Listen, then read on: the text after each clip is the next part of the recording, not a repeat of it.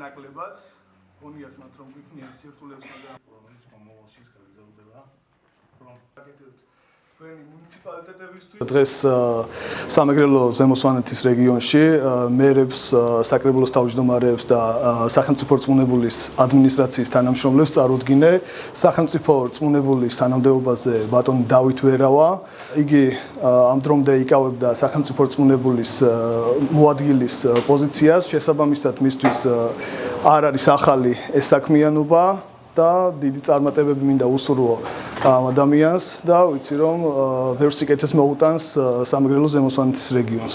ასევე მინდა მადლობა გადაუხადო მის წინამორბედს ბატონ გიორგი გუგუჩიას გაწეული შრომისთვის და წარმატებები მინდა უსურვო. მე მინდა პირველ რიგში მადლობა მოუხადო საქართველოს პრემიერ-მინისტრს გამოცხადებული დიდი ნდობისათვის.